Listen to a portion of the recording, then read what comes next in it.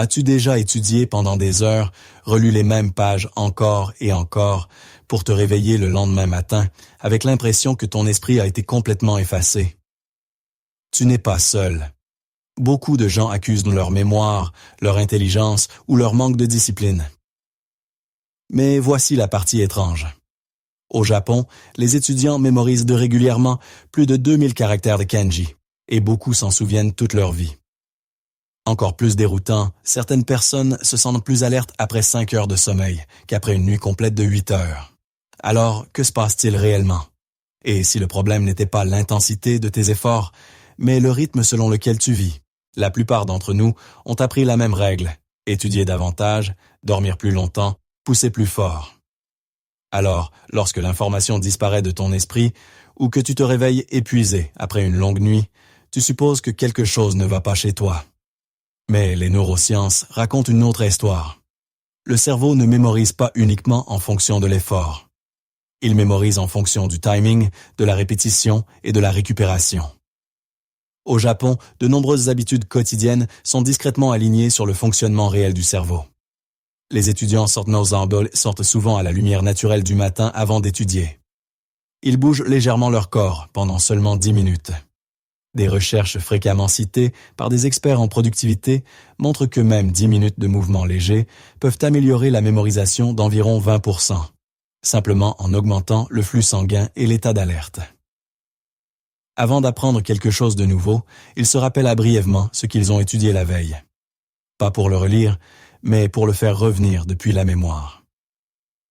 Ils mangent jusqu'à environ 80% de satiété, un principe connu sous le nom de hara-hachibu, ce qui permet de garder une énergie stable au lieu de subir des chutes brutales. Et le soir, le sommeil est considéré comme une partie de l'apprentissage, et non comme quelque chose de séparé.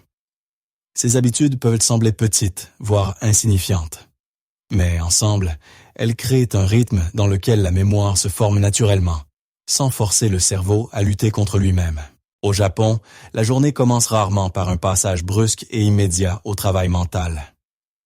À la place, il existe une transition calme entre le sommeil et la concentration. De nombreux étudiants sortent peu de temps après leur réveil. Ils exposent leurs yeux à la lumière naturelle, font une courte marche ou quelques étirements doux. Ce n'est pas de l'exercice pour la forme physique. C'est un signal envoyé au cerveau. La lumière du matin supprime la mélatonine et augmente le cortisol à un niveau sain, indiquant à ton horloge interne: la journée a commencé. Lorsque ce rythme est absent, le cerveau reste à moitié endormi. Tu peux être assis à ton bureau, mais ton esprit est encore embrumé, déconcentré et lent à encoder l'information. C'est pourquoi 10 minutes de mouvement léger comptent autant. Elles augmentent le flux sanguin vers le cerveau, aiguisent l'attention et préparent les circuits de la mémoire à fonctionner. Au lieu de te forcer à te concentrer, tu rends la concentration plus facile. Ce n'est qu'après cette réinitialisation que de nombreux étudiants japonais s'asseyent pour étudier. Et la première chose qu'ils font n'est pas d'apprendre quelque chose de nouveau. Ils se rappellent brièvement ce qu'ils ont étudié la veille. Une formule, un concept, un caractère kanji. Cet acte de rappel réveille les voies de mémoire existantes, rendant le cerveau plus réceptif aux nouvelles informations. Même l'environnement joue un rôle. Les bureaux sont dégagés, le matériel est disposé, le thé est préparé lentement. Ces petits rituels ne relèvent pas de l'esthétique. Ils indiquent au cerveau qu'un état de concentration est en train de commencer. Le résultat est simple, mais puissant. Lorsque l'apprentissage débute, le cerveau est déjà éveillé, déjà préparé et déjà prêt à se souvenir. Si tu observes la façon dont beaucoup de personnes étudient, tu remarqueras un schéma. Elles ne lisent, surlignent, relisent, puis soulignent encore. Cela donne une impression de productivité. Cela semble rassurant, mais c'est aussi l'un des moyens les plus rapides d'oublier. La culture d'études japonaise évite discrètement ce piège en mettant l'accent sur le rappel, et non sur l'exposition. Au lieu de demander « ai-je lu cela ?», le cerveau est confronté à une question plus difficile. Puis-je m'en souvenir sans regarder? C'est ce qu'on appelle le rappel actif, et cela change la manière dont la mémoire se construit. Chaque fois que tu fais ressortir une information de ton esprit, même de façon imparfaite, tu renforces le chemin neuronal qui la stocke. La difficulté elle-même est le but. Pour soutenir cela, de nombreux étudiants utilisent la répétition espacée. Ils revisitent la matière, non pas en continu, mais à des intervalles de plus en plus longs. Jour 1, jour 2, jour 4, jour 7. Chaque retour a lieu au moment où la mémoire commence à s'estomper. Ce timing oblige le cerveau à reconstruire le souvenir, au lieu de le laisser se dégrader. Il existe aussi une couche culturelle profonde derrière cette méthode. L'idée du Kaizen, s'améliorer de seulement 1% chaque jour, enlève la pression. Tu n'as pas besoin d'une séance parfaite. Tu n'as pas besoin d'heures d'études marathon. Tu as besoin de constance, un kanji, un paragraphe, un concept affiné légèrement mieux qu'hier. Certains étudiants suivent un rythme simple, 40 minutes de travail concentré, suivi de 10 minutes de repos. Pendant les pauses, ils ne font pas défiler leur téléphone sans fin. Ils se lèvent, s'étirent ou laissent simplement leur esprit vagabonder. Et si une journée se passe mal, ils suivent une règle, ne jamais manquer 2 fois. Un seul échec n'a pas d'importance. C'est la rupture du rythme qui en a. Avec le temps, ce système se cumule. L'apprentissage cesse de sembler lourd. La mémoire cesse de paraître peu fiable. Et étudier devient quelque chose que le cerveau attend et non quelque chose auquel il résiste. La plupart des gens considèrent le sommeil comme une pause dans l'apprentissage. En réalité, le sommeil est le moment où l'apprentissage s'achève.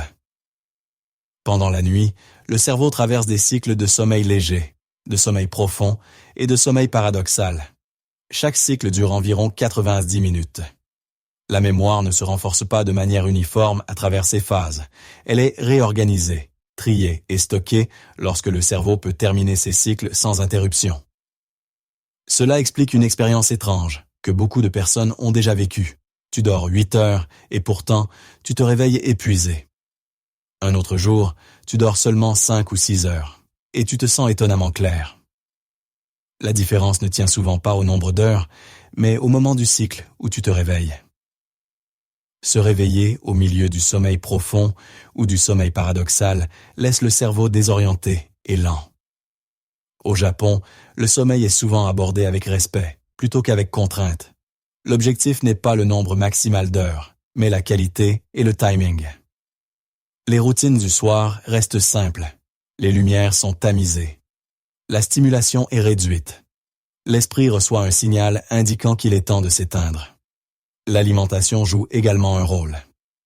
Le principe du hara hashibu, manger jusqu'à environ 90% de satiété, empêche une digestion lourde, de voler de l'énergie et de perturber le sommeil. Un corps plus léger soutient un esprit plus clair le lendemain. Certains apprenants révisent aussi les points clés pendant seulement 10 minutes avant de se coucher. Pas pour bachoter, mais pour rappeler doucement au cerveau ce qui compte. Pendant le sommeil, ces souvenirs sont rejoués et renforcés automatiquement. Lorsque le repos est aligné avec l'apprentissage, la mémoire ne paraît plus fragile. Elle devient stable, comme si le cerveau travaillait silencieusement pour toi, même pendant que tu dors. À un certain point, la technique n'est plus le principal obstacle. C'est l'identité. Beaucoup de personnes abordent l'apprentissage avec cette pensée. J'essaie d'étudier. Cette seule phrase implique déjà la lutte, la résistance et l'incertitude. À l'inverse, les systèmes d'habitude japonais sont construits autour du fait de devenir un certain type de personne, et non de courir après la motivation. Au lieu de se demander « Est-ce que j'ai envie d'étudier aujourd'hui ?», la question devient « Que fait ensuite un apprenant rapide ?» Ce léger changement transforme tout. Lorsque l'apprentissage fait partie de qui tu es, il cesse de dépendre de la volonté. Une habitude puissante reflète cet état d'esprit. Enseigner ce que tu apprends. Expliquer un concept à quelqu'un d'autre, à voix haute, par écrit, ou même à toi-même, force la clarté. Les lacunes apparaissent immédiatement. La mémoire se renforce parce que le cerveau réorganise l'information pour la communication, et non pour le simple stockage. Un autre élément souvent négligé est le silence. Entre 2 sessions d'apprentissage, des moments de calme permettent au cerveau de restructurer l'information. C'est là que les connexions se renforcent. C'est comme un arbre qui développe ses racines sous terre avant que quoi que ce soit n'apparaisse à la surface.